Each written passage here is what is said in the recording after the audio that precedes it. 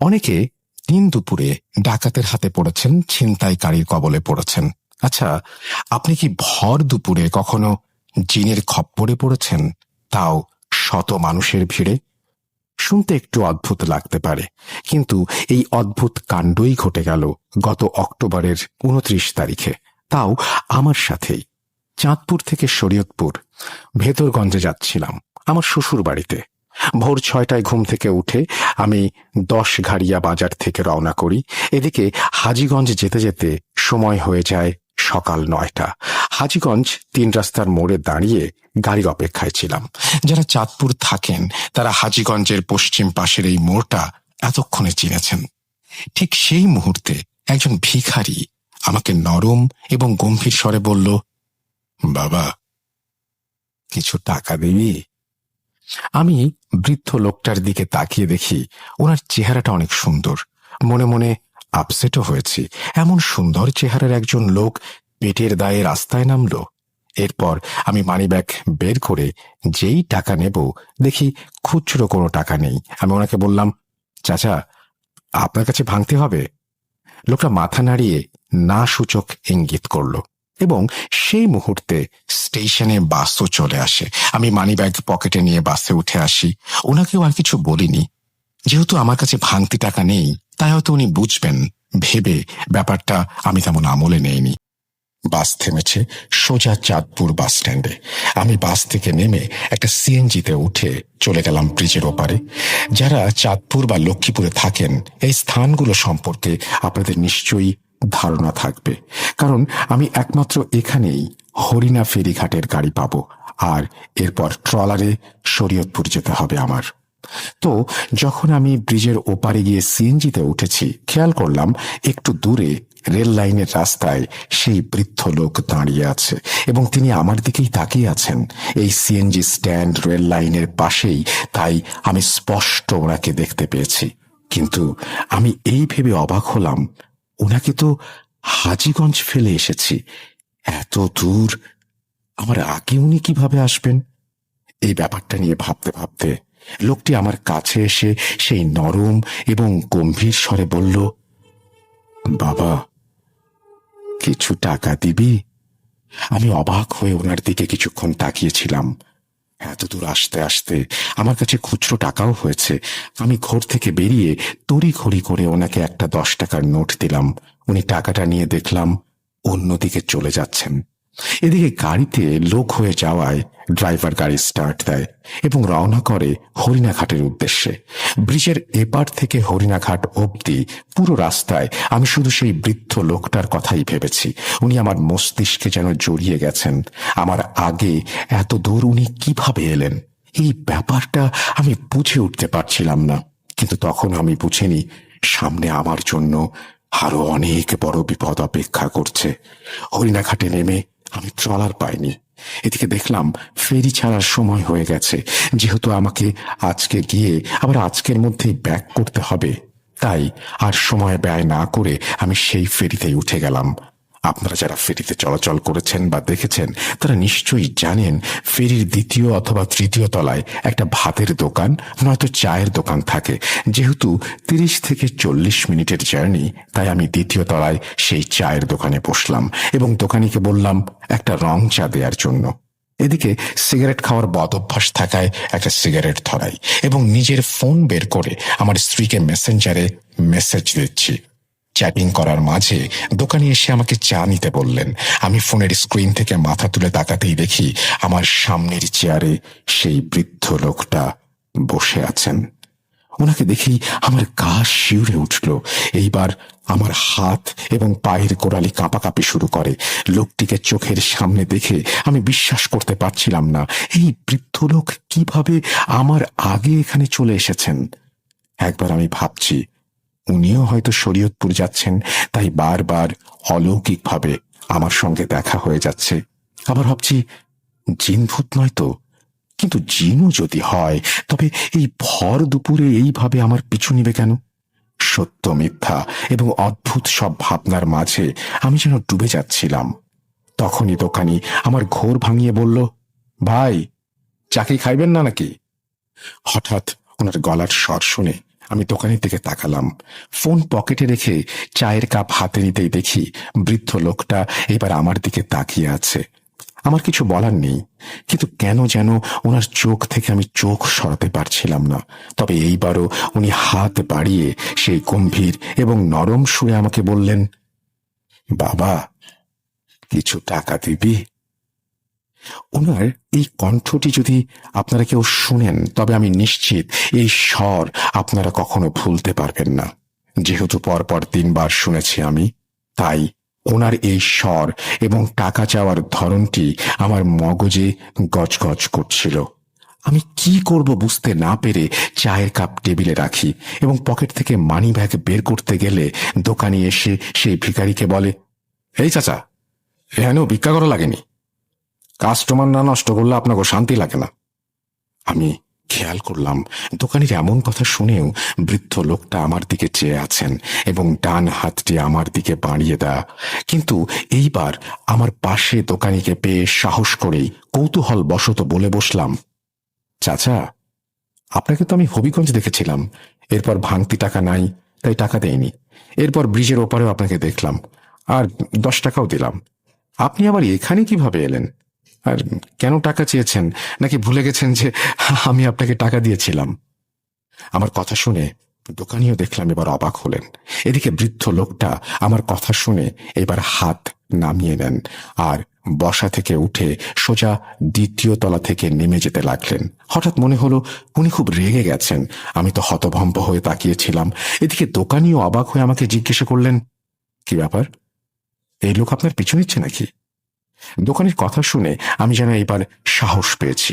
যদিও এই বৃদ্ধ লোককে আমি ভয় পাচ্ছি নাকি তার কর্মকাণ্ড আমাকে ভয় লাগিয়ে দিচ্ছে আমি বুঝতে পারছি না, কিন্তু আমি ভয় অনুভব করছিলাম তখন। এরপর আমি চা খেতে খেতে দোকানিকে বৃদ্ধ লোকটার ব্যাপারে সবটা বললাম। দোকানি আমার কথা শুনে বললেন, আজকাল ধান্দাবাজ বেড়ে গেছে, এই ব্যাটা আপনাকে ফলো করতেছে মনে হয়। আসেন জিজ্ঞেস করি। খেয়াল করেছি আমার সাথে দোকানিও এই রহস্যের সমাধান খুঁজছেন। দোকানির বয়স তেমন বেশি না, বয়স 26 থেকে 30-এর মতো। এরপর আমি এবং দোকানি 2য় তলা থেকে নেমে এলাম নিচে। আমি এর আগেও কয়েকবার ফেরিতে চলাচল করেছি। সবসময় মানুষজন কম হলেও 10-12 জন থাকতো, কিন্তু এইবার শুধু 2টা ছেলেকে দেখলাম। ওদের বাইক আছে, সেই বাইক নিয়ে দাঁড়িয়েছিলেন। আমি এবং দোকানি নিচে এসে খুঁজতে লাগলাম সেই বৃদ্ধ লোককে, কিন্তু আশেপাশে নেই। এদিকে বাইক নিয়ে দাঁড়িয়ে থাকা সেই ছেলেদের জিজ্ঞেস করলে তারা বলল, কই, অনেকক্ষণ যাবৎ তো আমরা দাঁড়ায় আছি এখানে, কোনো বৃদ্ধ লোককে তো দেখি নাই। ছেলে দুটার কথা শুনে দোকানি এবং আমি দুজনেই অবাক হলাম বেশ। এইবার আমার মাঝে জিন জিন ভাবটা চেপে বসে। দোকানি আমাকে বললেন, ভাই, ট্র্যাকে চিপা চাপা আছে মনে হয়, হয়তো লোকটা যখন নেমেছে তখন ভাইরা খেয়াল করেনি। দোকানি আমাকে কথাটা বলতে সেই দুটো ছেলে অবাক হয়ে আমাদের দিকে তাকিয়েছিল। আমিও দোকানির কথায় হ্যাঁ সম্মতি দিয়ে ফেরিতে থাকা ট্রাকগুলোর কিনারা চেক করতে লাগলাম। এদিকে ফেরির নিচের সব অংশ চেক করার পর যখন ওনাকে পাইনি, তখন বাথরুমেও গেলাম। দেখলাম ওয়াশরুমের দরজা খোলা, ভেতরে কেউ নেই। আমার সাথে এবার যেন দোকানিও পাগল হয়ে যাচ্ছিল। বেশ কিছু সময় নিচে খুঁজে আমরা ওপরে যাই এবং 2য় তলা আর 3য় তলায় ভালোভাবে চেক করি, কিন্তু সেই বৃদ্ধ লোকের দেখা পাইনি। নিরাশ হয়ে দুজনেই ফিরে যাই 2য় তলায়, অর্থাৎ দোকানির দোকানে। আমি বারবার দোকানি বলছি কারণ ওনার নামটা আমার জানা হয়নি। দোকানির চেহারা দেখে আমি স্পষ্ট বুঝতে পারি উনি ভয় পাচ্ছেন, কারণ বৃদ্ধ লোকের সাথে দোকানি খারাপ ব্যবহার করেছিলেন। কিন্তু আমি ভয় পাচ্ছি অন্য বিষয়ে। যদি আমি খারাপ ব্যবহার করিনি, কিন্তু ওই বৃদ্ধ তো আমার পিছুই নিয়েছিল। কেন এসেছিল আর আমাকেই কেন ফলো করলো, এইটা ভেবেই আমি ভয় পাচ্ছিলাম। ঘটনা এখানে শেষ হয়ে গেলে চলতো, কিন্তু ঘটনার শুরু হয়েছে মাত্র। আমার জীবনের কালো অধ্যায় নেমে এসেছিল সেই দিন থেকেই। আমি দোকানিকে বিদায় দিয়ে ফেরি থেকে নেমে যাই। এরপর ফেরি থেকে সোজা চলে যাই ভেদরগঞ্জ। এই অবধি সবটাই অদ্ভুত হলেও ঠিক ছিল, কিন্তু ভেদরগঞ্জ বাজারে নেমে উপজেলা হয়ে যখন আমি এগোচ্ছিলাম, তখন রাস্তার পাশে, অর্থাৎ আমার বাম পাশে, সেই বৃদ্ধ লোকটিকে আমি দেখতে পাই। হাত 2টা হাঁটুর মাঝে রেখে উনি বসে আছেন। হঠাৎ ওনাকে দেখে আমার বুকের বাম পাশটা কেমন যেন চিনচিন করে উঠল। দিনে দুপুরে এত শত লোকের মাঝেও আমি ভয়ে থরথর করে কাঁপছিলাম। কিন্তু এখন তো আশেপাশে পরিচিত লোকজনও নেই। মনে মনে ভাবছিলাম, দোকানির সাথে থাকলে এখন ওনাকে ধরতে পারতাম। এইভাবে আজগুবি কিছু ভাবনার মাঝে বৃদ্ধ লোকটা বসা থেকে উঠে যায় এবং আমাকে এড়িয়ে আমি যেদিক থেকে এসেছিলাম সেদিকে চলে যাচ্ছেন। কিন্তু এইবার অনেকটা পার্থক্য ছিল। গত 3বার ওনাকে খুব কষ্ট করে হাঁটতে দেখেছি। মানে একজন বয়স্ক মানুষ হাঁটুর ব্যথা নিয়ে যেভাবে গুঁজে গুঁজে চলে ওভাবে দেখেছিলাম। এইবার ঠিক উল্টো, একজন যুবক যেভাবে হুট করে বসা থেকে উঠে দাঁড়ায় উনি ঠিক সেইভাবে দাঁড়িয়েছেন, এবং একজন যুবক যেভাবে হেঁটে যাবে তাও অনেক দ্রুত তিনিও ওইভাবে হেঁটে যাচ্ছেন। যাওয়ার সময় ওনার ময়লা মিশ্রিত সেই পাঞ্জাবির একটা আলাদা ঘ্রাণ আমার নাকে এসে লাগে। সেই মুহূর্তটায় আমার কি হয়েছিল আমি বুঝে উঠতে পারছিলাম না। বোকার মতো ওনার দিকে তাকিয়েছিলাম এবং উনি হাঁটতে হাঁটতে কখনো লোকজনের ভেতরে হারিয়ে যান।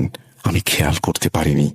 এই ব্যাপারটা নিয়ে ভাবতে ভাবতে আমি যখন শ্বশুর বাড়ি যাই তখন আমার সম্পূর্ণ ভাবনা জুড়ে এই বৃদ্ধ লোকটা ছিল। বারবার কানে ভেসে এসেছিল সেই শব্দটা, বাবা কিছু টাকা দিবি। কোনোভাবে সেদিন শ্বশুর বাড়িতে যে কাজে গিয়েছিলাম তা শেষ করে আবার বিকেলেই রওনা করেছি আমি, এবং ভেদরগঞ্জ ছেড়ে ফেরিতে উঠতে উঠতে সন্ধ্যা হয়ে গিয়েছিল। আমার স্পষ্ট খেয়াল আছে আমি যখন ফেরিতে উঠেছি তখন 5:55 বা 6টা বাজে। সময় একটু এদিক সেদিক হবে। অন্যদিকে যেহেতু 30-40 মিনিটের জার্নি হবে ফেরিতে, তাই স্বাভাবিকভাবেই ওপাশে নামার পর 6:37 বেজেছিল। আমি হরিণাঘাটে নামতেই আমার সিমে একটা কল আসে। কলটা রিসিভ করতেই আমার ছোট ভাই ভয় এবং কান্না মিশ্রিত স্বরে বলে ওঠে, ভাইয়া তুই গত 4 দিন ফোন অফ করে রেখেছিস কেন? জানিস আমরা কত চিন্তা করেছি, বাসায় আসবি কখন? ছোট ভাইয়ের এমন কথা শুনে আমার মাথায় আকাশ ভেঙে পড়ল। আমি আজ এই সকালে আমার ছোট ভাই রাসেলকে বিদায় দিয়ে এসেছি, আর সে এখন কল করে বলে 4 দিন আমি ফোন অফ করে রেখেছি। চিন্তার মাঝে আরো একটা চিন্তা ঢুকে যায় মাথায়। এবার আমি প্রচুর ভয় পাই। কি যেন মনে করে আমি ফোনের ডেটা চালু করলাম। তৎক্ষণাৎ আমার মেসেঞ্জারে অনেকগুলো মেসেজ আসে। আমার স্ত্রী নিজেই মেসেজ করেছে অনেকগুলো, এবং সেই মেসেজগুলো এমন ছিল আমি নাকি 4 দিন ধরে নিখোঁজ।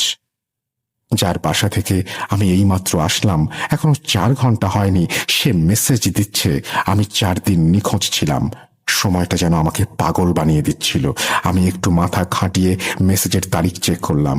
তখনও আমার মাথা খাটিয়ে কিছু করার মতো অবস্থা ছিল না। তবুও আমি তারিখ চেক করে দেখি আজ দুপুরে আমি আমার স্ত্রীকে যে মেসেজ করেছি তা অক্টোবর 29 তারিখের মেসেজ। এরপর যখন ফোনের শর্ট ক্যালেন্ডারে তাকাই আমি দেখি আজ নভেম্বরের 3 তারিখ। মাথায় আকাশ ভেঙে পড়ার অবস্থা। কিভাবে 4 দিন কেটে গেল তাও 4 ঘন্টার মধ্যেই। একবার ভাবছি আমার ক্যালেন্ডারের সমস্যা, আবার ভাবছি ছোট ভাই কেন কল দিয়ে বলল আমি 4 দিন যাবৎ নিখোঁজ। আমার ভাবনায় আসে সবকিছু আমি স্বপ্নে দেখছি না তো। এত ভাবনার মাঝে ফোন কল আসে আমার। দেখি আমার স্ত্রী কল করেছে। আমি ফোন রিসিভ করতেই ওপাশ থেকে সে প্রচন্ড রাগ, অভিমান এবং মায়া মিশ্রিত কণ্ঠে বলে, শয়তান, স্বার্থপর, গত 4 দিন কোথায় হারিয়ে গিয়েছেন? আমরা পাগলের মতো খুঁজছিলাম আপনাকে। আপনার আব্বু থানায়ও গিয়েছেন। আপনার ফোন অফ ছিল। একটা কল দিয়েও তো বলতে পারতেন কোনো কাজ ছিলেন। এখান থেকে তো ভালোভাবেই বিদায় দিয়েছিলেন। বাড়ি গিয়ে কল দেওয়ার কথা ছিল, অথচ আপনি গত 4 দিন পুরো নিখোঁজ হয়ে আছেন। কোথায় ছিলেন এই 4 দিন আপনি? বউয়ের কথা শুনে যেন আমার পায়ের নিচ থেকে মাটি সরে গেল। ভুলভাল কি আমি শুনছি নাকি ভুলভাল বলছে আমি বুঝে উঠতে পারছি না। কেন এমন ঘোরের মাঝে হারিয়ে যাচ্ছি বারবার? আতঙ্ক এবং হতাশার মাঝে আমি আমার স্ত্রীকে বললাম, কিছু না, আমি তোমাকে সব জানাবো, আগে সব ক্লিয়ার করি। কথাটা বলে আমি ফোন কেটে দিয়েছি। হরিণাঘাট থেকে যখন আমি সিএনজিতে করে ব্রিজের এপারে এলাম, পুরো রাস্তায় শুধু এই ঘটনাগুলো আমার মাথায় ঘুরপাক খাচ্ছিল। কে সেই বৃদ্ধ লোক? হুট করে কেন আমার জীবনে এলেন তিনি? ফেরি থেকে কিভাবে উনি গায়েব হয়ে গেলেন? মাঝ নদীতে যদি এইভাবে যাবেনও, কোথায় হারিয়ে গেলেন? কোথায়? সবচেয়ে বেশি ভয় লেগেছে এই কারণে যে ফেরি পার হতে হতে যেখানে আমার 40 মিনিট লেগেছে সেখানে 4 দিন কিভাবে কেটে গেল। এমন একটা প্রশ্নের সম্মুখীন হয়ে গেলাম আমি, যার উত্তর খোঁজা মুশকিল হয়ে যাচ্ছে। উত্তরই বা খুঁজব কি করে আমি? এই প্রশ্নের কোনো উত্তর মেলে না। সেদিন পুরো রাস্তায় আমি এই ব্যাপারটা নিয়ে ভাবতে ভাবতে অবশেষে বাড়ি এলাম। সবাই কল দিচ্ছিল আমাকে এবং রিসিভ করলে একটা কথাই শুনতে হচ্ছিল, এই 4 দিন কোথায় ছিলেন? বাড়িতে এসে কাউকে কিছু না বলে আমি সোজা গোসল করতে চলে যাই। বলে রাখি, আমাদের বাড়ির পুরুষেরা যে পুকুরে গোসল করে সেটি মসজিদের সামনে, এবং এই মসজিদ আমাদের বাড়ির গেটের সামনেই। পুকুরে নেমে গোসল সেরে আমি যখন কাপড় বদলাচ্ছিলাম, সেই মুহূর্তে আমার নাকে ওই ঘ্রাণটা এসে লাগে। অর্থাৎ শরীয়তপুর ভেদরগঞ্জ উপজেলার সামনে বৃদ্ধ লোকের যে ঘ্রাণ আমি পেয়েছিলাম, ঠিক সেই ঘ্রাণটি এখন আমি পাচ্ছি। রাত প্রায় 9টা বাজে। আমি ঘ্রাণ পেয়ে সঙ্গে সঙ্গে এদিক সেদিক তাকাই, কিন্তু আশেপাশে কেউ ছিল না। এইবার ভয়টা আরো বেশি বেড়ে যায়। আমার বোঝা হয়ে গেছে আমি কোনো জিন ভূতের খপ্পরে পড়েছি, কিন্তু এই অশরী আমার পিছু নিল কেন তা আমার জানা নেই। তাড়াহুড়া করে আমি জামা বদলে ফেলি, সাবান নিয়ে সোজা বাসায় এসে পড়ি। পরিবারের সবাই আমার দিকে 2টা নজরে তাকাচ্ছিল। একটা হচ্ছে 4 দিন কিছু না বলে কোথায় ছিলাম, তাও এখন চুপচাপ তাই রাগ। আরেকটি হচ্ছে 4 দিন পর আমাকে খুঁজে পেয়ে আনন্দ। সবার মুখের অবস্থা দেখে বিষয়টা আমি জানতে পারলেও সত্যটা কাউকে বলছিলাম না। কারণটা আগেই বলেছি, এই বিজ্ঞান যুগে এইসব জিন ভূতের ঘটনা মানুষ হাসাহাসির অংশ হিসেবে গ্রহণ করে, কিন্তু সে হাসে না যার সাথে ঘটে। মা আমাকে খেতে ডাকে, আমি খাবো না বলে বেরিয়ে যাই, কারণ বেশি দেরি করলে যদি বড়সড় ক্ষতি হয়। তাই তখনই একটা হুজুরের সাথে সাক্ষাৎ করি, এবং সেটাই আমার সঠিক মনে হয়েছে। রামগঞ্জের নাম করা সৈকত কবিরাজকে আশা করি অনেকেই চিনবেন। ওনার বাড়ি হাপানিয়া গ্রামে, যা আমাদের বাড়ি থেকে হেঁটে গেলে 15 মিনিটের রাস্তা। রাত 9টা 30 মিনিটে আমি একটা রিক্সা ভাড়া করে সৈকত কবিরাজের চেম্বারে যাই, কিন্তু দোকান বন্ধ থাকায় শেষমেশ ওনার বাসায় যেতে হয়। ওনার বাসার সামনে গিয়ে যখন আমি ডাক দিতে যাব, সেই মুহূর্তে উনি ঘর থেকে বেরিয়ে এসে আমাকে বলতে লাগলেন, তুই তাড়াতাড়ি বাড়ি ছেড়ে বের হ, কোনো প্রশ্ন করবি না, এই মুহূর্তে আমার বাড়ি ত্যাগ কর। কথাগুলো শুনে আমি নিজেকে আরো অসহায় ভাবতে লাগলাম। ওনার কথায় প্রচুর রাগ আর ভয় ছিল। আমি আসার আগেই হয়তো উনি ওনার জিনদের দিয়ে সব জানতে পেরেছেন, কারণ লোকে মুখে শুনেছি ওনার কাছে অনেক জিন আছে। কিন্তু আমার মনে হতে লাগলো এই মুহূর্তে আল্লাহ ছাড়া আমার আর কোনো উপায় নেই। কোনো দিকে কোনো উপায় না পেয়ে সেদিন রাতে বাসায় গিয়ে আমি নামাজের বিছানায় পড়ে যাই, কারণ আমি খুব ভয় পাচ্ছিলাম। ভাবতেও পারছি না 40 মিনিটে আমি 4 দিন কিভাবে পার করলাম। শুনতে হয়তো কারো ভয় লাগবে না, কিন্তু যার সাথে ঘটে একমাত্র সেই বোঝে কতটা ভয় লাগে এখানে। আল্লাহর কাছে এই বিপদ থেকে রক্ষা চাই আমি। অনেকক্ষণ কান্নাকাটি করে নিজের রুমে এসে দোয়া কালাম পড়ে শুয়ে যাই। এদিকে আমার স্ত্রী সহ অনেকে কল দিচ্ছে আমাকে, কিন্তু এই ঘোর আর হতাশা যেন আমাকে বাস্তব জগৎ থেকে আলাদা করে নিল। কারো সাথে কথা বলতে ইচ্ছে হচ্ছে না আমার। কেমন একটা হয়ে গেছি আমি। এইসব নিয়ে ভাবতে ভাবতে এর মাঝেই আমি ঘুমিয়ে যাই। এই ঘুমিয়ে যাওয়ার পর থেকে যদি সব মিশে যেত, যদি ঘুম থেকে উঠে বলতে পারতাম, ইস কি বাজে ছিল স্বপ্নটা, আহা কত সুন্দর হতো সবকিছু। কিন্তু এই কালো অধ্যায় আমাকে সেদিন থেকে আরো বেশি জ্বালাতে শুরু করে। ঘুমের মাঝে আমি সেই বৃদ্ধ লোককে বারবার দেখি। বারবার উনি স্বপ্নে এসে আমাকে বলেন, বাবা কিছু টাকা দিবি, দে না অল্প কিছু টাকা। এমন স্বপ্ন দেখি আমি লাফ মেরে উঠি। ওনার চেহারা মাশাআল্লাহ অনেক সুন্দর, কিন্তু এই সুন্দরের মাঝে যে ভয়টা আমি পাচ্ছি তার ব্যাখ্যা আমার কাছে নেই। ওনার সেই কণ্ঠস্বর আমার হৃৎপিণ্ড যেন ছিনিয়ে নেয়। তাও 1 বার না 2 বার না, পুরো একটা রাতে যদি আমি 10 বার ঘুমাই, 10 বার উঠি, তবে সেই বৃদ্ধ 10 বারই আমার স্বপ্নে এসে আমাকে বলে, বাবা কিছু টাকা দিবি। আমি স্বপ্নটা দেখে লাফ মেরে উঠি। এরপর আবার দোয়া পড়ে ঘুমাই। তখন স্বপ্নে এসে বলেন, বাবা কিছু টাকা দিবি। এই যন্ত্রণা আমার ঘুমানো বন্ধ হয়ে গেছে। ঘুমাতে যেতেও আমি ভয় পেতে শুরু করি, কিন্তু ঘুম যদি না হয় তখন সেই অদ্ভুত ঘ্রাণ আমার নাকে এসে গড়গড় করে প্রবেশ করতে থাকে। অর্থাৎ ঘুম গেলেও অশান্তি, না গেলেও অশান্তি। আমি পাগল হয়ে যাচ্ছিলাম। অবশেষে না পেরে আমি আমার ফ্যামিলিকে সবকিছু জানাই। এরপরে মনে হচ্ছিল আমার ফ্যামিলিকে জানানোর আগেই আমি ভালো ছিলাম। ফ্যামিলিকে বলার পর থেকে আমার সাথে আরো অস্বাভাবিক ঘটনা ঘটতে শুরু করে।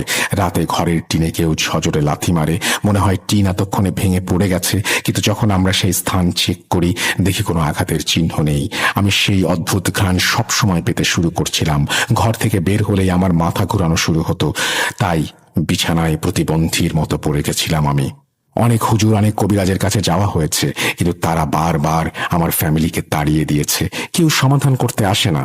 কেন আসে না তা আমাকে কেউ বোঝাতেও পারে না। এইভাবে অনেক দিন কেটে যায়। আমি শুকিয়ে কাঠ হয়ে যাচ্ছিলাম, গায়ে লাগাতার জ্বর শুরু হয়েছে আমার, মৃত্যুর কবলে হেলে যাচ্ছিলাম দিন দিন। প্রতিদিন রাতে সেই বৃদ্ধ লোকটা স্বপ্নে এসে আমার কাছ থেকে টাকা চেয়েই যাচ্ছে। ভয়ে ঘুম না এলে আমাকে সেই ঘ্রাণ পাগল করে দেয়।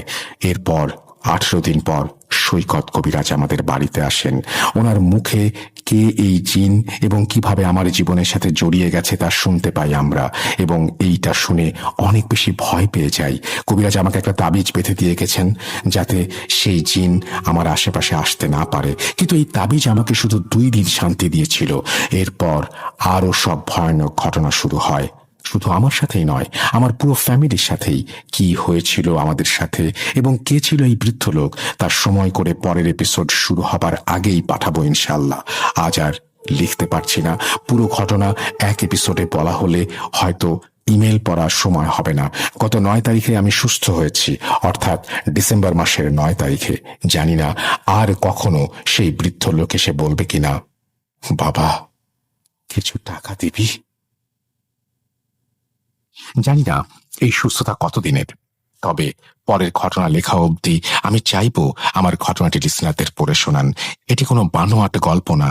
লিসনারদের উদ্দেশ্যে সবার মতো আমিও একটা প্রশ্ন ছুঁড়তে চাই। 4 ঘন্টায় কখনো যদি আপনি 4 দিন পার করে দেন, আপনার অনুভূতি কেমন হতে পারে? রাসেল ভাই, যদি ঘটনা সিলেক্টেড হয় অবশ্যই আমাকে জানাবেন, আর যদি কোনো সমস্যা থাকে বা সিলেক্ট না হয় সেটিও আমাকে জানাবেন। ভূত.com দীর্ঘজীবী হোক। রিয়াজ রাজ, রামগঞ্জ, লক্ষ্মীপুর। তারপরে তিনি তার ফোন নাম্বার শেয়ার করেছেন। থ্যাংক ইউ ভেরি মাচ আপনার ঘটনা পাঠানোর জন্য, এবং আপনি এত চমৎকার একটা ঘটনা পাঠিয়েছেন সেজন্য আপনাকে আন্তরিকভাবে ধন্যবাদ জানাচ্ছি। আপনার নেক্সট ঘটনার অপেক্ষায় থাকলাম আমরা। যারা শুনছিলেন তাদেরও নিশ্চয়ই ভালো লেগেছে। আমরা চলে যাব পরবর্তী ঘটনাগুলোতে। আপনারা জানেন যে পরবর্তী ঘটনাগুলো সেই ঘটনাগুলো যেই ঘটনাগুলো আপনারা হয়তো বারবার শুনতে চান, হয়তো আপনারা অনেকেই মিস করেছেন, হয়তো আপনারা অনেকেই পরের ঘটনাগুলো এতবার শুনেছেন যে এখন হয়তো শুনবেন না। তারপরেও ঘটনাগুলো শোনাতে চাচ্ছি যারা মিস করেছেন তাদের জন্য, এবং যারা আবারও শুনতে চান তাদের জন্য। শুনেই দেখুন, ভালো লাগতে পারে। আর যদি শুনতে ইচ্ছে না করে তাহলে একেবারেই সময় নষ্ট করার কোনো প্রয়োজন নেই। চলুন আমরা পরের ঘটনাগুলোতে যাই। আমি আপনাদের কাছ থেকে তার আগে বিদায় নিয়ে নিচ্ছি। ভালো থাকবেন আপনারা সবাই।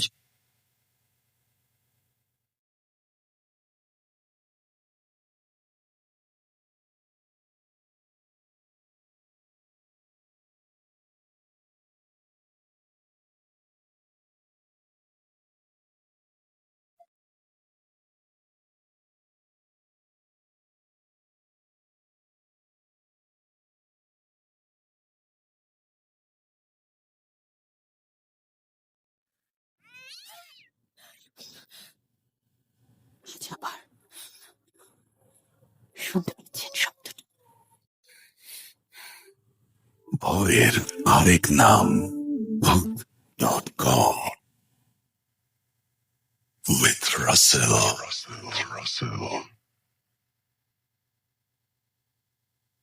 ঈদ মুবারক, ঈদ মুবারক, ঈদ মুবারক। আপনাদের সবাইকে স্বাগত জানাচ্ছি আমাদের ফ্রাইডে স্পেশাল ঈদ স্পেশাল এপিসোডে, এবং আশা করছি আপনারা সবাই ভালো আছেন এবং ভালোর দলে আছেন, এবং ঈদের এই আনন্দ ছড়িয়ে পড়েছে সবার মধ্যে।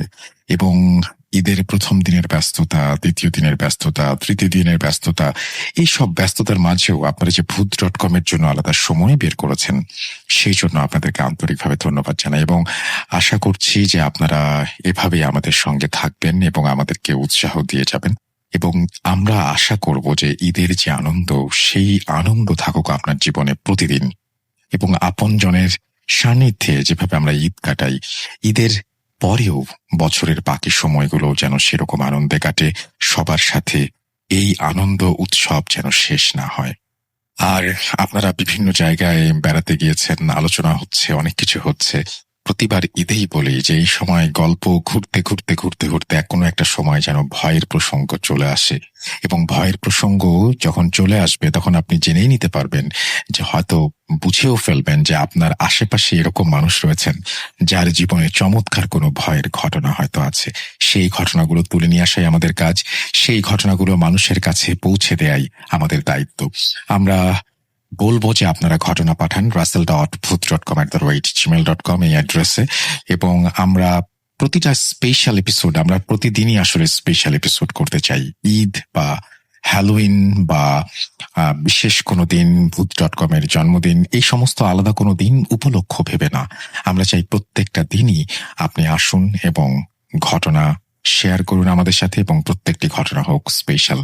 স্বাধীন মিউজিক অ্যাপের পক্ষ থেকে আপনাদের সবাইকে জানাচ্ছি ধন্যবাদ আমাদের সঙ্গে থাকার জন্য। ভূত.com এর পক্ষ থেকে আপনাদের জন্য প্রাণ ভরা ভালোবাসা। আমরা চলে যাব আমাদের প্রথম ঘটনায়, এবং প্রথম ঘটনাটি একটি ইমেল, যেভাবে লেখা আছে আমি সেভাবেই শুরু করছি। আসসালামু আলাইকুম ভাই, আমি তাহমিন চৌধুরী সিলেট থেকে লিখছি। আজ আমি প্রথম ঘটনা লিখছি ভূত.com এ। আমার পক্ষে স্টুডিওতে এসে ঘটনা বলা সম্ভব নয়, কারণ আমি ক্লাস 10-এ পড়ি। ঘটনাটি হচ্ছে 2013 সালের আমার ছোট বোনের সাথে ঘটে যাওয়া একটি ঘটনা। আমার পরিবার অনেক বড়, প্রতিদিন সন্ধ্যায় গল্পগুজব করা ছিল আমাদের দৈনন্দিন অভ্যাস। আমাদের পরিবারে দাদি, মা, বাবা ও চাচারা মিলে মোট 11 জন বসবাস করি। আমার মোট 5 জন চাচা। আমাদের কাপড়ের ব্যবসা আছে। আমাদের গ্রামের অনেক বয়স্ক লোকদের কাছে শোনা যায় আমাদের বাড়িতে অনেক পুরনো মাজার রয়েছে। তাছাড়া অনেক বয়স্ক লোকেরা বলতো সেখানে নাকি ব্রিটিশ আমলে অনেক মানুষকে বিভিন্ন ধরনের অত্যাচার করে হত্যা করা হতো। ছোটবেলা থেকেই গল্পগুলো শুনলে অনেক ভয় করত, এখনো মাঝে মধ্যে ভয় কাজ করে। তো প্রতিদিনের মতো সন্ধ্যায় আমরা সবাই গল্প করছিলাম। সেই সময় আমার মেজ চাচা দোকান থেকে বাড়ি ফেরেন। আমরা সবাই লক্ষ্য করলাম যে ওনার কান থেকে টপ টপ করে রক্ত পড়ছে। ওনাকে সবাই জিজ্ঞাসা করলো, উনি কোনো উত্তর দিলেন না, হাসতে লাগলেন। আমরা সবাই মনে করলাম হয়তোবা সাইকেল চালিয়ে আসার সময় আমাদের বাড়ির রাস্তায় পড়ে গিয়েছিলেন। এখানে আগে বলে রাখা ভালো, আমার বাবা, মেজ চাচা, সেজ চাচা মানসিক ভারসাম্যহীন বা মানসিক রোগী। আমার দাদা মারা যাওয়ার পর থেকে তারা 3 ভাই অর্থাৎ আমার চাচারা ও বাবা মানসিক ভারসাম্য হারিয়ে ফেলেন হঠাৎ করে। তো আমার মেজ চাচা আমার ছোট বোনকে খুব আদর করতেন। সেদিন দোকান থেকে এসে তার কানের রক্ত পরিষ্কার করে গোসলে যাওয়ার জন্য তৈরি হচ্ছিলেন। সে সময় তিনি আমার বোনকে ডাক দিয়ে বললেন, আম্মু, আমার লুঙ্গি দিয়ে যা আমার রুমে। আমার বোন ছিল খুবই চঞ্চল। সে দৌড়ে এসে লুঙ্গি নিয়ে যায় তার রুমে দেবার জন্য। আমাদের পুরনো জমিদার বাড়ি হওয়ায় বেশ বড় ছিল। সে লুঙ্গি নিয়ে চাচার রুমে আসে, কিন্তু চাচাকে তার রুমে এসে খুঁজে পায় না। রুমের লাইট অফ থাকায় বেশ অন্ধকার ছিল। শুধুমাত্র পাশের রুমের আলোয় চাচার রুমের সবকিছু দেখা গেল। সে চাচাকে তার রুমে না পেয়ে বেশ ভয় পেল। সে রুম থেকে চলে যাবে, এই সময় হঠাৎ তার মনে হলো কেউ যেন তাকে শিলা বলে ডাকছে। সে মা বলে চিৎকার দেবে, ঠিক এই সময় লম্বা এলোমেলো চুল ও লেজওয়ালা একটা জিনিস তার হাত চেপে ধরল। সে মনে মনে কালেমা পড়া শুরু করলো। ঠিক এই সময় সেই লেজওয়ালা জিনিসটা তার লোমওয়ালা লম্বা হাত দিয়ে আমার বোনকে তার কাঁধে তুলে নিল। ঠিক এই সময় আমার মেজো চাচা গোসল থেকে বের হয়ে গান গেয়ে গেয়ে তার রুমে ঢুকছিলেন। হঠাৎ আমার বোন চাচার গান গাওয়া শুনতে পেয়ে জোরে চিৎকার দেয়। ঠিক তখনই ভয়ঙ্কর ওই জিনিসটা আমার বোনকে নিয়ে রুমের মেইন দরজার ছিটকিনি খুলে ফেলে। আমার বোনের চিৎকার ততক্ষণে সবাই শুনে ফেলে। আমার ছোট চাচা, মেজো চাচা আর আমার মা দৌড়ে আসেন রুমে। আমার বোন সেই বয়সেও ভীষণ চালাক ছিল। কালেমা পড়ার সাথে সাথে ওই অবয়বটা চলে যায় রুম থেকে দরজা খুলে। যাওয়ার সময় আমার বোনকে বিছানায় জোর করে ধাক্কা মেরে বসিয়ে যায়। আমার বোন আল্লাহর নাম নিয়ে পশ্চিম দিকে সিজদা দিয়ে অন্ধকার রুমে বসে থাকে, জোরে কান্না করতে থাকে। আর মা ও চাচারা রুমে এসে লাইট জ্বালিয়ে দেখে আমার বোন সিজদারত অবস্থায় কান্না করছে। চাচাদের দেখে আমার বোন কান্না থামায় এবং কিছুটা শান্ত হয়। আমার চাচার রুমের মেইন দরজা খোলা পাওয়া যায়। এই দরজা আমার 3 বছরের বোনের জন্য খোলা অসম্ভব। তো আমার দাদি এই কথাগুলো শুনে আমার বোনকে জমজমের পানি খাওয়ান। আমার দাদি খুব পরহেজগার একজন মানুষ। এরপর প্রায় 2 বছর কোনো সমস্যা হয়নি। কিন্তু 2 বছর পরে আমার বোন বিভিন্ন সমস্যায় ভুগতে থাকে। আরবি পড়তে বসলে শুধু চোখ বড় বড় করে তাকিয়ে থাকতো সবার দিকে। প্রায় সময়ই অকারণে ভয় পেত। একদিন আমাদের কাজের বুয়া একজন ভালো হুজুরের কথা বলেন আমাদের। আমরাও দেরি না করে হুজুরের কাছে যাই এই বিপদ থেকে মুক্তি পাওয়ার জন্য। ওনার কাছে যাওয়ার পরে তিনি আমার বোনকে 2টি তাবিজ এবং কয়েকটি আয়াতের কথা বলেন এবং বলেন এই আয়াতগুলো পড়ে আমার বোনের শরীরে সবসময় ফু দিয়ে দিতে। আস্তে আস্তে সবকিছু স্বাভাবিক হতে লাগলো। একদিন রাতে আমি ঘুমানোর সময় বিছানায় বসে বই পড়ছিলাম। ঠিক সেই সময় দেখি আমার বোন হিংস্রভাবে আমার দিকে তাকিয়ে আছে। আমি ভাবলাম হয়তো এমনিতেই মজা করে তাকে একটি ঝাড়ি মারলাম, সেও চলে গেল। আমিও দেরি না করে ঘুমিয়ে পড়লাম। হঠাৎ মাঝরাতে আমার ঘুম ভাঙলো। আমি দেখি কাত হয়ে শুয়ে আছি। পাশ পরিবর্তন করার জন্য আমি ডান দিকে ফিরলাম। সেই মুহূর্তের কথা আমার আজও মনে পড়ে। আমি চাই না এই দৃশ্য যাতে আর দেখি। দেখলাম আমার পাশে 100-রও ওপরের বেশি বয়স হবে এমন একজন বৃদ্ধা শুয়ে আছে। সেই ভয়ঙ্কর চেহারাটা দেখে আমি আর নিজেকে ধরে রাখতে পারলাম না। শরীরের যত শক্তি আছে সব শক্তি দিয়ে চিৎকার দিলাম। তারপরে আর কিছু মনে নেই। সকালে নিজেকে সেই হুজুরের বাড়িতে আবিষ্কার করলাম।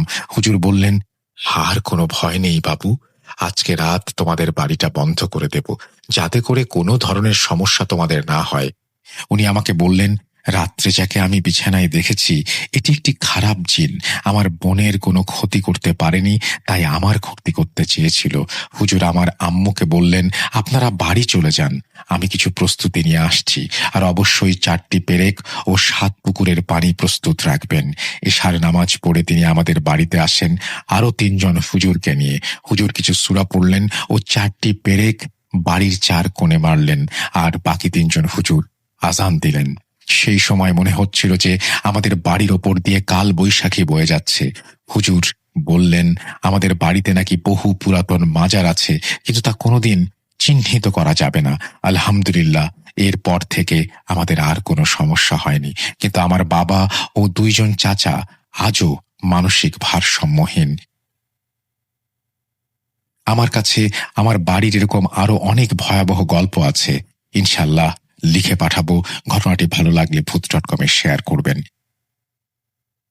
শেয়ার করে ফেললাম। Thank you very much for your story, এবং আশা করছি আপনাদেরও এই ঘটনাটি ভালো লেগেছে। যদি ভালো লাগে অবশ্যই আমাদেরকে জানাবেন। আসলে সব ঘটনা আমাদের কাছে অন্যরকম লাগে এই কারণে, একই ধরনের ভয় হলেও এক একজন সেই ভয়টা উপলব্ধি করে, বুঝতে পারে বা এক্সপেরিয়েন্স করে এক একভাবে। এটাই সবচাইতে বড় মজা। সেই ভয়ের মুহূর্তটা আসার পরে কে কিভাবে সেটাকে দেখে, কে কিভাবে সেটাকে সামাল দেয় এবং তারপরে কি ঘটে, এই জিনিসগুলো কিন্তু ম্যাক্সিমাম সময় আলাদা থাকে। যাই হোক, ঈদের অনেক শুভেচ্ছা আপনাদের সবাইকে। ধৈর্য ধরে এই দিনেও আমাদের ঘটনা শুনছেন, সেজন্য আবারও ধন্যবাদ। আমরা চলে যাব আমাদের পরের ঘটনায়, কারণ এর পরে রয়েছেন আফনান ভাই, এবং আফনান ভাইয়ের ঘটনায় যাওয়ার আগে আমি বলবো আপনারা ইমেল পাঠান আমাদেরকে, ঘটনা পাঠান আমাদেরকে, এবং আমাদেরকে ঘটনা পাঠাতে হলে আমাদের ইমেল অ্যাড্রেসটা মনে রাখুন, russell.booth.com@gmail.com। আমরা চলে যাব আমাদের পরবর্তী ঘটনায়।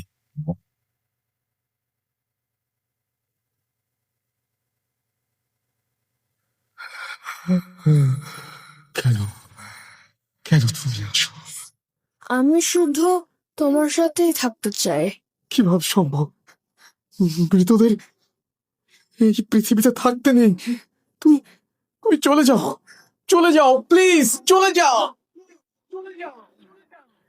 সবটাই কি ইলিউশন, নাকি অন্য জগতের কেউ কখনো হাজির হয়ে যায় চোখের পলকে? Booth.com with Russell. Welcome back. Eid Mubarak, Eid Mubarak, Eid Mubarak. আর ভূত.com মানে আপনারা সবাই জানেন যে একদম ভয়ের রাজ্যে হারিয়ে যাওয়া, এবং ঈদ স্পেশাল যখন, তখন সেই ভয়ের মাত্রা বেড়ে যায় আরো অনেক বেশি। আসেন কিছু স্পেশাল মানুষ ভূত.com এর তাদের ঘটনা নিয়ে। এই মুহূর্তে আমাদের সঙ্গে উপস্থিত হয়েছেন আফনান ভাই, এবং আফনান ভাই তার একটা ঘটনা শোনাবেন। ঈদ উপলক্ষে তার পাঠানো ঘটনাটিতে আমরা এখন চলে যাব। আশা করছি এই ঘটনাটি আপনাদের অনেক ভালো লাগবে। চলুন দেরি না করে আফনান ভাইয়ের ঘটনায় যাওয়া যাক।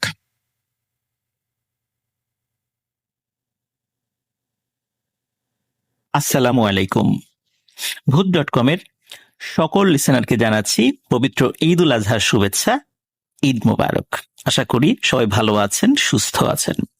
প্রিয় লিসেনার্স, ঈদ স্পেশাল এপিসোডের এবারের আয়োজনে আমি নিয়ে এসেছি আপনাদের সামনে গ্রাম কেন্দ্রিক একটি ঘটনা। আপনারা অনেকেই গ্রাম কেন্দ্রিক ঘটনা পছন্দ করেন, আর আমারও পছন্দের জায়গাটা এটা। গ্রামের ঘটনাগুলো আমার সংগ্রহ করতেও ভালো লাগে, বলতেও ভালো লাগে। আর গ্রামের ঘটনাগুলো সংগ্রহ করা, বলা, এই কাজগুলো করার সময় আমার নিজের মধ্যে এক ধরনের অন্যরকম অনুভূতি কাজ করে, ভালো লাগার অনুভূতি। এবং আমি নিজেও যখন ঘটনা শুনি, বিশেষ করে গ্রামের ঘটনা, তখন আমার চোখের সামনে সেগুলো আমি ভিজুয়ালাইজ করতে পারি। এই কারণে করতে পারি, গ্রামের অনেক বিষয় আমরা সচরাচর দেখে থাকি, যার কারণে সেই জিনিসগুলো আমাদের চোখের সামনে অনেকটা জীবন্ত হয়ে ওঠে। আর এবারের ঈদ স্পেশাল এপিসোডের এই ঘটনাটি গ্রামকেন্দ্রিক একটি ঘটনা। তবে ঘটনা শুরু করার আগে একটি মেসেজ আমি আপনাদেরকে দিতে চাই, প্রিয় লিসেনার্স। সেটি হচ্ছে যে আমি কিন্তু ভূত এফএম এর মাধ্যমে আপনাদের সামনে পরিচিত হয়েছিলাম। রাসেল ভাই বিভিন্ন সময় আমাকে বিভিন্ন ধরনের ঘটনার বিষয় আমাকে যখন বলতেন যে ভাই আপনি এটা এইভাবে বললে ভালো হবে, বা এইটা একটু খেয়াল রাখবেন, তখন এইভাবে আস্তে আস্তে বলতে বলতে কিন্তু আপনাদের কাছে আমার একটা গ্রহণযোগ্যতার সৃষ্টি হয়েছে। এজন্য সর্বপ্রথম মহান আল্লাহ সুবহানাহু ওয়া তাআলার দরবারে শুকরিয়া আদায় করি, আলহামদুলিল্লাহ। তারপর যে মানুষটির প্রতি আমি কৃতজ্ঞতা জ্ঞাপন করব, সেটি হচ্ছে আমাদের সকলের প্রিয় রাসেল ভাই। রাসেল ভাইয়ের অনুপ্রেরণা ছাড়া আমার মনে হয় না যে আমি যতটুকু আপনাদের কাছে গ্রহণযোগ্যতা পেয়েছি এই পর্যন্ত আমি আসতে পারতাম। এই কারণে আমার প্রথম পরিচয় কিন্তু আমি ভূত.com-এর একজন স্টোরি টেলার, তারপরে অন্য পরিচয়। সুতরাং আশা করছি যে আমি আমার অবস্থানটা পরিষ্কার করতে পেরেছি। ভূত.com যতদিন আছে, রাসেল ভাই যতদিন এভাবে আপনাদেরকে ভয়ের গল্প নিয়ে আপনাদের সামনে হাজির হবেন, ইনশাল্লাহ আমি সব সময় ভূত.com-এর সাথে আগে ছিলাম, এখনো আছে, ইনশাল্লাহ ভবিষ্যতেও থাকবো। আপনারা আমার জন্য দোয়া করবেন, রাসেল ভাই এবং রাসেল ভাইয়ের পরিবারের জন্য দোয়া করবেন, এবং ভূত.com-এর সকলের জন্য দোয়া করবেন যেন আপনাদের সামনে এইভাবেই আমরা সত্য ভয়ের ঘটনাগুলো নিয়ে হাজির হতে পারি। তো কথা না বাড়িয়ে মূল ঘটনায় চলে যাচ্ছি।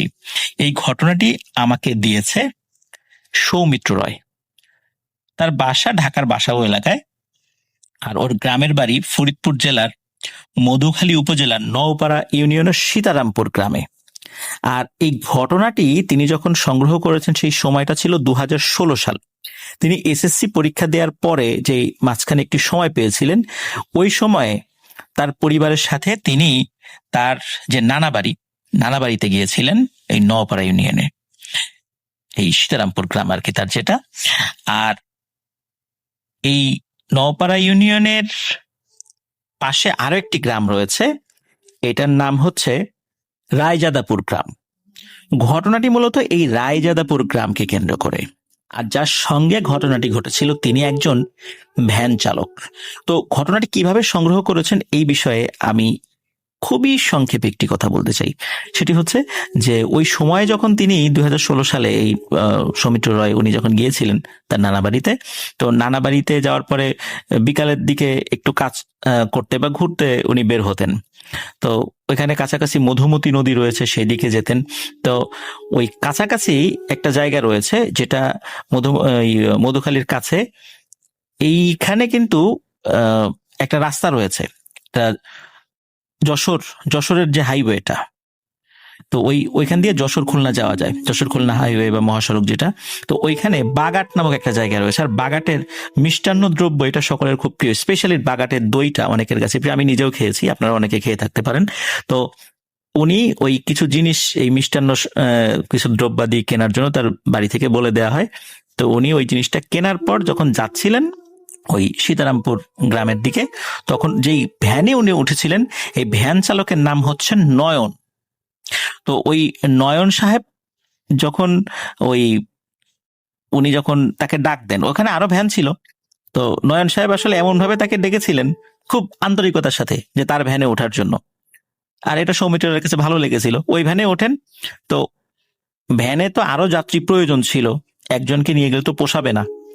তো সৌমিত্র রয় বলেন যে আমার তো একটু তাড়াতাড়ি যেতে হবে, সন্ধ্যা লেগে যাচ্ছে, আমাকে নিয়ে চলেন, আমি আপনাকে বসিয়ে দেব। তখন ওই নয়ন সাহেব তার ভ্যানে নিয়ে তাকে যখন ওই সীতারামপুর গ্রামের দিকে নিয়ে যাচ্ছিলেন, তখন যেহেতু একাই ছিলেন ওই ভ্যানে, তখন এই সৌমিত্র রয় ওই ভ্যান চালকের সাথে কথা বলছিলেন যে রাতের বেলা আপনি ভ্যান ট্যান চালান, ভয় টয় লাগে না? তখন তিনি বলেছেন, হ্যাঁ ভয় টয় তো লাগেই, আর এই কারণে আমি রাতের বেলা ভ্যান চালাই না, সাধারণত সন্ধ্যার পরে একটু চালাই, এরপরে বাসায় চলে যাই। আমার বাবা আগে চালাতেন, অনেক রাত পর্যন্ত ভ্যান চালাতেন, কিন্তু একবার ভয় পেয়ে উনি আর চালান না, আর তারপরে একটা ক্ষতি হয়ে গিয়েছিল ওনার। তো এই কথাটা শোনার পর সৌমিত্রের আগ্রহ জন্মে যে আসলে কি ঘটনাটি ছিল। আর প্রথম দিকে বলতে চান নাই ওই নয়ন সাহেব, তারপরে বলেছিলেন। সেই বিষয়টি আপনাদের সামনে এখন বলতে যাচ্ছি। প্রিয় লিসেনার্স, ঘটনার যেই সময়টা, মানে মূল যে সময়টা, এই সময়টা ছিল 1980 সাল, তখনও শুরু হয় নাই, এর ঠিক আগের দিকে, এক্সাক্ট সাল বলতে পারেননি, তবে 80 সালের আগে, মহান মুক্তিযুদ্ধের পরে, এর একটা মধ্যবর্তী সময় এই ঘটনাটি ঘটেছিল। ওই সময়ে এই নয়ন সাহেবের যিনি বাবা, উনি ভ্যান চালাতেন রায়জাদাপুর থেকে বাগাট পর্যন্ত আসতেন, আর বাগাট থেকে রায়জাদাপুর যেতেন। এই এতটুকু সীমানার মধ্যে তার ভ্যান চালানোটা সীমাবদ্ধ ছিল। তার বাড়িও রায়জাদাপুর গ্রামের একটা জায়গায়, সেই গ্রামের ওই যে জায়গাটা, ওই জায়গাটার নামের শেষে পাড়া শব্দটা রয়েছে। তো ওটা কি পাড়া, এটা সৌমিত্র রায় মানে ভুলে গিয়েছেন, যার কারণে আমাকে বলতে পারেননি, যেটা নয়ন সাহেব বলেছিলেন আর কি। তো মূল গ্রামটা রায়জাদাপুর গ্রাম। তো রায়জাদাপুর থেকে বাগাট পর্যন্ত যাত্রীদেরকে নিয়ে আসতেন, আবার বাগাট থেকে যাত্রীদেরকে রায়জাদাপুর পর্যন্ত নিয়ে যেতেন। তো এটাই ছিল মূলত তার ভ্যান চালানোর জীবনটা, মানে এইটুক জায়গার মধ্যে তিনি সবসময় কাজ করতেন। তো অনেক সকালবেলা বের হতেন, ওই ভ্যান চালাতে চালাতে দুপুরবেলা কিছু যাত্রী পেলে আবার বাড়ির দিকে আসতেন, আবার খাওয়া দাওয়া করে আবার বের হতেন। আর অনেক রাত পর্যন্ত অপেক্ষা করতেন, কারণ দেখা যেত যে ঢাকা থেকে যাত্রীরা অনেক সময় এসে ভ্যান পায় না গ্রামে যাওয়ার জন্য। এই জন্য বেশ উনি এই বিষয়ে খুব আন্তরিক ছিলেন, যাতে করে লোকজন সবসময় ভ্যান পায়। এই জন্য উনি সবার মধ্যে দীর্ঘ রাত করে ভ্যান চালাতেন। আর রাত বলতে কিন্তু তখন রাত 10টা কি সর্বোচ্চ 11টা, এইটা কিন্তু ওই সময় অনেক রাত ছিল। এখন নয় অনেক আলো চারদিকে আছে, লাইট হয়েছে, সকলে টেলিভিশন দেখে, ইন্টারনেট ব্রাউজ করে, যার কারণে অনেকে অনেক রাত পর্যন্ত জেগে থাকে, কিন্তু ওই সময়টা কিন্তু অনেক রাত। এটা প্রিয় লিসেনার্স আপনারা বুঝতেই পারছেন। তো এইভাবে উনি কাজ করতেন।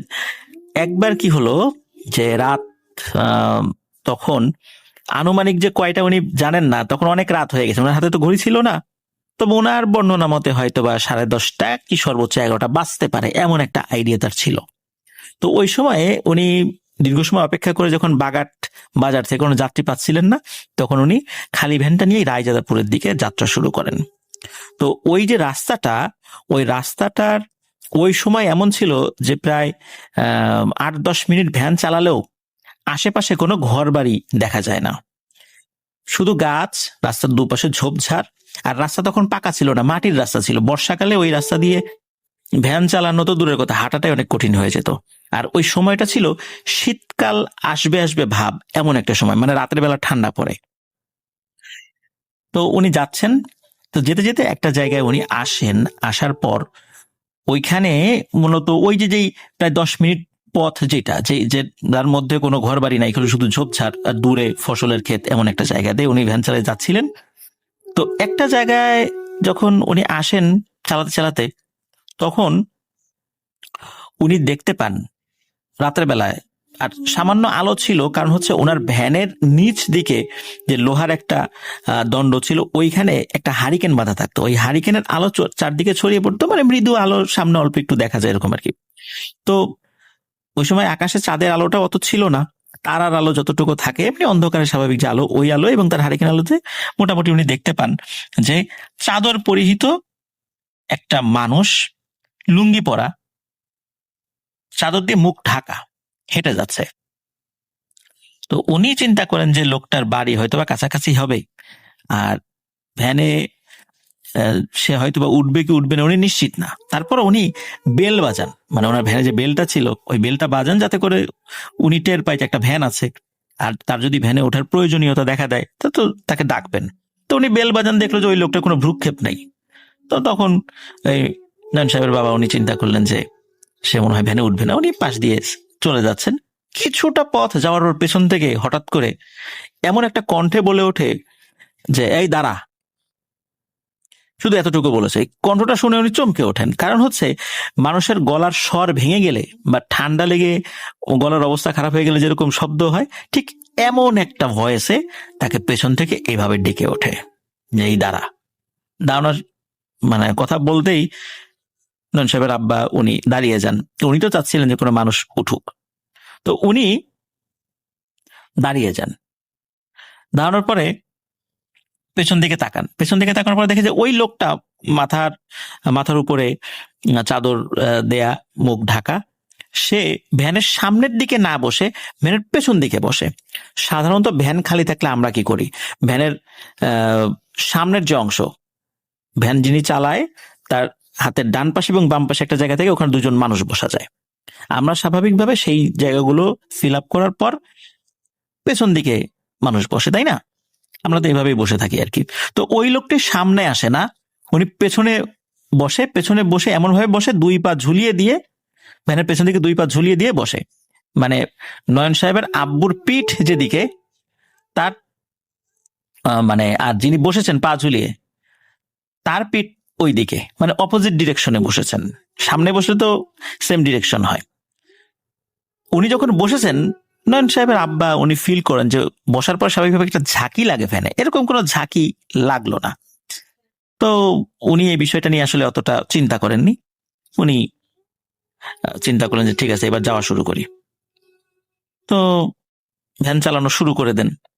চালানো শুরু করার পর একটা ফিলিংস আসে যে একটা মানুষ ওনার ভ্যানে উঠে বসলো, কিন্তু ভ্যানটা আসলে ওরকমটা মনে হচ্ছে না যে খুব ভারী হয়ে গেছে, মানে হচ্ছে একদম স্বাভাবিক ব্যাপার। আর মনে হচ্ছে ভ্যান খালি। তো আসলে উনি চিন্তা করেন কি ব্যাপার, ভ্যান একজন মানুষ উঠলো, ভার লাগে না কেন? উনি মাঝে মাঝে পেছনে তাকিয়ে দেখছেন যে পিছনে লোক আছে কিনা। হ্যাঁ, পেছনে তো লোক আছে। তো উনি আবার ভেবেছেন যে এই লোকটার ওজন মনে হয় খুব হালকা, যার কারণে ওনার কাছে সেই ওয়েটটা মনে হচ্ছে না। কিন্তু এতটা হালকা হওয়া কি সম্ভব কিনা এটা উনি ভাবছেন। ভাবতে ভাবতে একবার চিন্তা করেন যে আচ্ছা, এই লোকটা যাবেটা কোথায়, এটা তো একটু বলার দরকার তাকে। উনি বলেন যে ভাই, কোথায় যাবেন, কোন জায়গা নামাবো? কয়েকবার জিজ্ঞেস করার পর পেছন থেকে ওই যে ভাঙা ভাঙা ভয়েসে বলে ওঠে, এই মিয়া, এত কথা কইস কে, সোজা চালা, কিচ্ছু জিজ্ঞেস করবি না, সময় হলে আমি নেমে যাব, এইভাবে বলে। তো উনি চিন্তা করেন যে এই লোকটা মনে হয় একটু অভদ্র গোছের বা হোমরা সোমরা টাইপের কোনো লোক হবে, নাহলে এরকম ব্যবহার করার তো কথা না। যাই হোক, যেহেতু সোজা রাস্তা, হয়তো বা কোনো একটা জায়গায় এই পথেই নেমে যাবে, এই জন্য সে বলতে চাচ্ছে, বা তার মেজাজ মর্জি গরম আছে। তো নয়ন সাহেবের আব্বার কোনো কথা বলে না। তো এর মধ্যে কি হয়, নয়ন সাহেবের আব্বা হঠাৎ করে উনি ফিল করছেন ওনার প্রচন্ড ঘুম পাচ্ছে। মানে এমন ঘুম, ওনার কাছে মনে হচ্ছে যে উনি ঘুমিয়ে পড়ে যাবেন। একটা মানুষ ভ্যান চালাচ্ছে রাস্তায়, এই ভ্যান চালানো অবস্থায় কিন্তু এইভাবে প্রচন্ড ঘুম আসার কথা না। কারণ ওই পরিশ্রমের কারণে ঘুমটা চোখ থেকে সরে যাওয়ার কথা। আর ঘুম যদি কোনো কারণে এসেও থাকে, হয়তো মৃদু ঘুম আসবে। উনি এমন ঘুম মানে ফিল করছেন, মনে হচ্ছে উনি ভ্যান আর চালাতেই পারবেন না।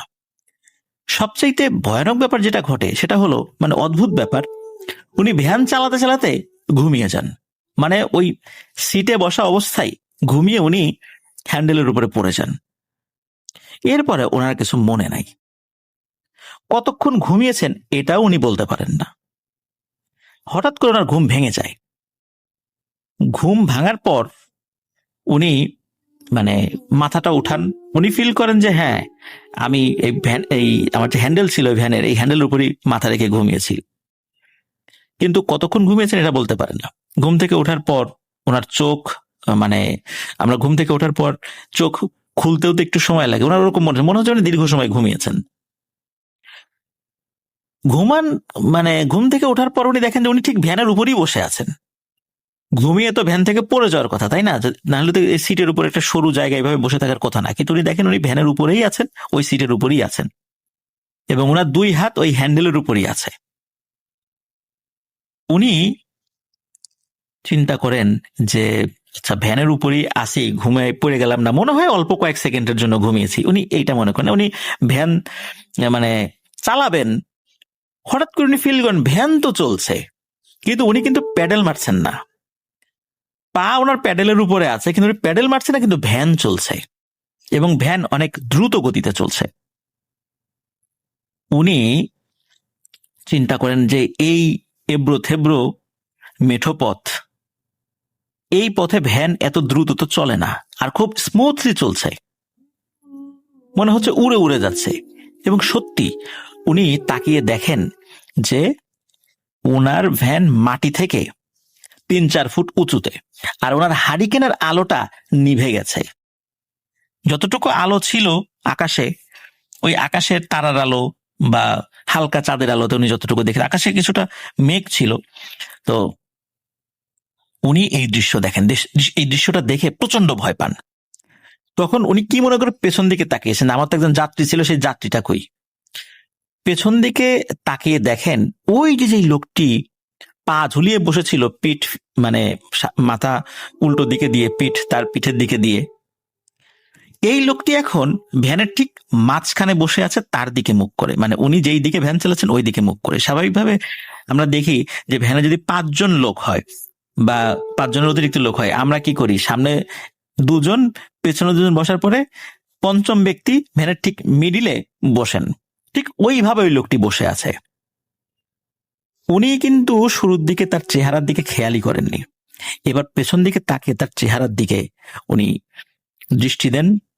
ভালো করে বুঝতে পারেন না, তবে এতটুকু বুঝতে পারেন তার চোখ দুটি লাল টকটকে জলজল করছে, আর তার নাকটা হালকা দেখা যাচ্ছে স্বাভাবিক মানুষের নাকের মতোই।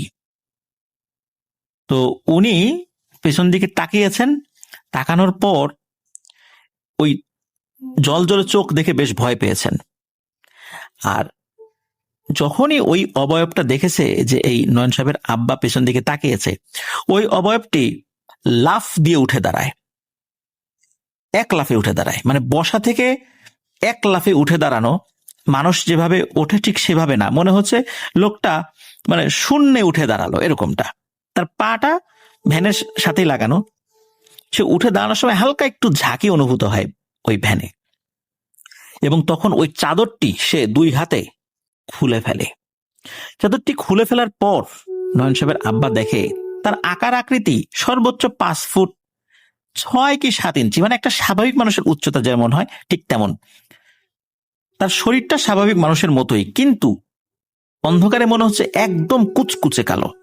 শরীর যে লোমশ বিষয়টা এরকম নয়, মানে স্বাভাবিক মানুষ কালো হলে যেরকমটা হয়। কিন্তু ভয়ানক যে ব্যাপার সেটা হচ্ছে ওই মানুষটি দাঁড়ানোর সাথে সাথে তার 2 পাশে 2টা পাখা সে মেলে দেয়, ঠিক পাখি যেভাবে 2 পাশে পাখা মেলে সেইভাবে বিশাল বড় নাকি সেই 2টা ডানা, এবং এই 2টা ডানা মিলে সে ওই ভ্যান থেকে একটা উড়াল দিয়ে ভ্যানের উপর দিয়ে সোজা সামনে চলে যায়, সামনে গিয়ে অদৃশ্য হয়ে যায়।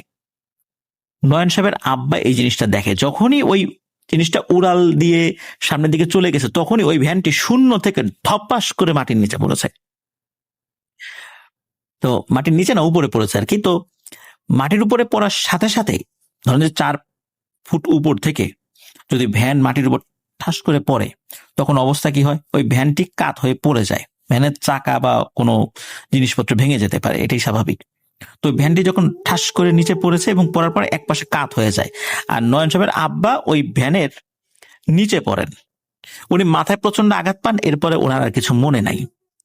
সকালবেলা যখন লোকজন ওই দিক দিয়ে যাচ্ছিল, তারা দেখে যে একটা ভ্যান উল্টে পড়ে আছে, কাছে গিয়ে দেখে ওইটা নয়নের আব্বা। তখন তারা তাকে উদ্ধার করে বাড়িতে নিয়ে যায়, চেষ্টা তদবির করে ওনার সেন্স ফেরানো হয়। তারপরে যেটা দেখা যায়, উনি মাথা নাড়াতে পারছিলেন না, কারণ প্রচন্ড ব্যথা লেগেছে। ওই ঠাস করে মাটিতে পড়ে কোনো একটা শক্ত ইটের ঢেলা বা কোনো কিছুর সাথে তার আঘাত লাগে, যার কারণে মাথায় প্রচন্ড ব্যথা পেয়েছিলেন আর কি। তো উনি কথা বলার সময় স্বাভাবিক হতে প্রায় 1 দিন সময় নেন, মানে উনি স্বাভাবিকভাবে যে কথা বলবেন এরকম একটা একদিন সময় নেন। একদিন সময় নেওয়ার পর ওনাকে যখন জিজ্ঞেস করা হয় কি হয়েছে, তখন উনি এই পুরো বিষয়টি সকলকে খুলে বলেন যে এই এই জিনিস দেখেছেন। তো উনি ওই যে আঘাত পেয়ে পড়ে গিয়েছিলেন, পড়ে যাওয়ার পর উনি তো অসুস্থ হয়েছেন, তারপর ভয় পেয়েছেন, তো বাসায় উনি ছিলেন। আর উনি বাসায় থাকার কারণে বাড়ির অন্য সদস্যরা তাকে সেবা শুশ্রূষা করতে পারছিলেন। উনি আস্তে আস্তে স্বাভাবিক হতে থাকেন, কিন্তু কয়েকদিন পর একটা সমস্যা দেখা দেয়। সেটা হলো যে উনি প্রায়শই রাতের বেলা চিৎকার করে উঠতেন, এই আইসে রে, আইসে আইসে। তখন বাড়ির লোকরা বলতো কি আইসে? তখন বলতো ওই যে জিনিসটা ডানাওয়ালা, যে ভয়ানক জিনিসটা, ওটা বাইরে আইসে। তখন পরিবারের লোকরা বাইরে যেত, দেখে না কিছুই নাই। রাতের বেলা ওনার যখন ওয়াশরুমে যাওয়ার দরকার হতো, ওনাকে, উনি তো তখনও ওই যে আঘাত পেয়ে খুব অবস্থা খারাপ ছিল, ধরে ধরে ওয়াশরুমে নিয়ে যেতে হতো। তো রাতের বেলা বাইরে বের হলেই উনি বলতো ওই ওই দেখ, ওই দেখ, ওই দেখ, আকাশ দিয়ে উড়ে যাচ্ছে, ওই দেখ কত বড় ডানা, কি দেখতে, কি ভয়ঙ্কর, ওই যে উড়ে যাচ্ছে, আমারে নিয়ে যাবে, আমারে ডাকে। না না, আমি ওয়াশরুমে যাবো না, আমাকে ঘরে নিয়ে চল। তখন আবার ওনাকে ঘরে নিয়ে যেত। তো এইভাবে রাতের বেলা উনি চিৎকার চেঁচামেচি করে উঠতেন। মাঝে এমন একটি ব্যাপার ঘটেছিল যে রাতের বেলা টিনের চালে মনে হতো ধপ করে কিছু একটা বসলো, অনেক বড় বাজ পাখি টাইপের কিছু একটা যদি চালের উপর বসে, বা কবুতর বসে, কবুতর বসলে কবুতর যখন নড়াচড়া করে তার নখের আঁচড় কিন্তু টিনের চালে অনুভূত হয়। আমরা অনেক সময় এই শব্দগুলোর সাথে পরিচিত, আমি নিজেও এই শব্দগুলো শুনেছি। বা বড় আকার পাখি বসলে কিন্তু টের পাওয়া যায়, তার নখের আঁচড় টিনের চালে লাগে। ওই শব্দটা ঘরের ভিতরে থাকা ব্যক্তিরা টের পায়। তো লোকজন বুঝতো যে রাত্রেবেলা ধপাস করে একটা শব্দ হলো চালের উপরে, মানে খুব যে ভয়ানক শব্দ বিষয়টা এরকম না, মানে ভারী কিছু, মানে অনেক বড় কোনো পাখি এসে বসে, এরকমটা মনে হতো। আর তখন এই নয়ন সাহেবের আব্বা বলতো আসছে, ও আসছে, আমারে নিতে আসছে। তখন ওই নয়ন বা তারপরে তার মা, ঘরের অন্য সদস্যরা ঘর থেকে বের হয়ে কাউকে দেখতেন না, মানে ওনারা কোনো কিছুই দেখতেন না। কিন্তু শব্দটা তারা বেশ কিছুদিন পরে শুনেছিলেন, এরকম শব্দ হতো রাতের বেলা। তখন বুঝতেন যে এই নয়ন সাহেবের আব্বা ঠিক কথাই বলছেন, সত্যি কিছু একটা আসে রাতের বেলা, কিন্তু তারা কোনো সময় কোনো কিছু দেখেনি। এক রাত্রে নয়ন সাহেবের আব্বা স্বাভাবিকভাবেই খাওয়া দাওয়া করে ঘুমিয়েছেন। সকালবেলা তার স্ত্রী যখন তাকে ডাকতে গেছেন, তখন দেখে যে তার কোনো নড়াচড়া বা কোনো পাওয়া যাচ্ছে না, সারা শব্দ পাওয়া যাচ্ছে না। তিনি চিৎকার চেঁচামেচি শুরু করেন, লোকজন আসে বাসায় আসার পর দেখা যায় যে তিনি আর এই দুনিয়াতে নেই, মারা গেছেন।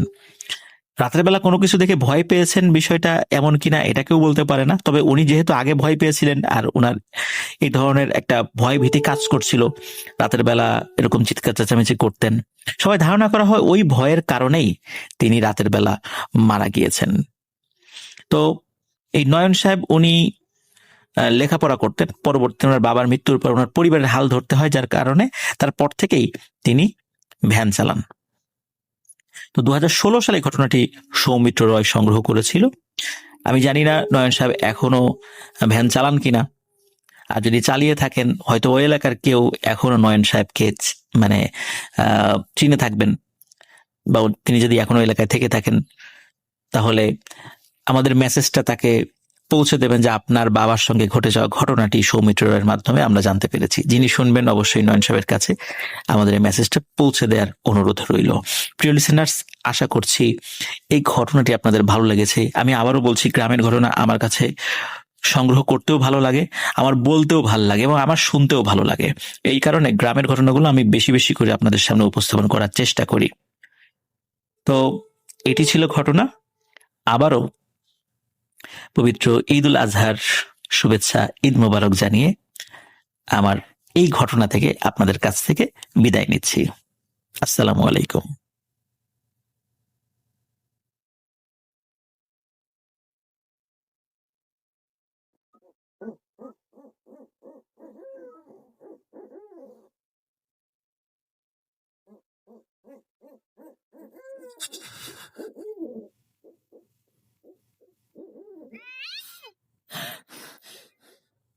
আজ আবার শুনতে পাচ্ছেন শব্দটা? আমার আয়নার ভেতরে রোজ এভাবেই আসে।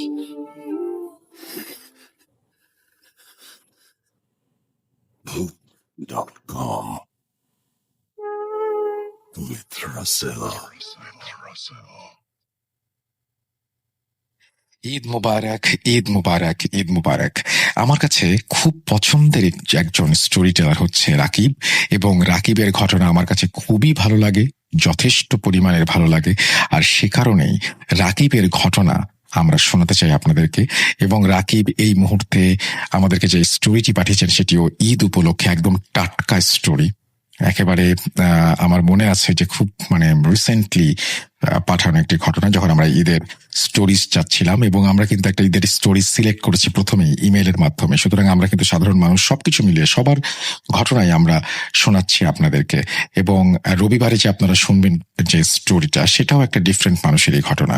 তো আমরা কথা না বাড়িয়ে সরাসরি রাকিবের ঘটনায় যাচ্ছি। আশা করছি এই ঘটনাটি ভালো লাগবে আপনাদের কাছে। চলুন ঘটনা শুনে আসি।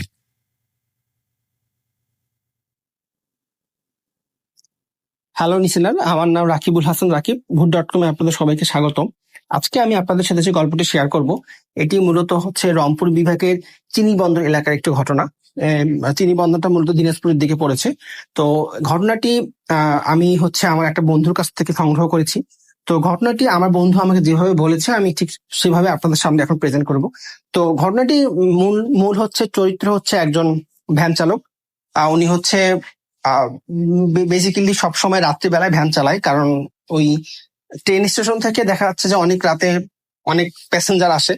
তো ওই প্যাসেঞ্জারদেরকে যদি উনি রাত্রে হচ্ছে নিয়ে যাওয়া আসা করে, দিনের বেলার থেকে রাত্রে একটু বেশি টাকা পয়সা পাওয়া যায়, এই জন্য উনি রাতেই ভ্যান বেশি চলায়, বা উনি রাতে ভ্যান চালাতে বেশি স্বাচ্ছন্দ্য বোধ করে।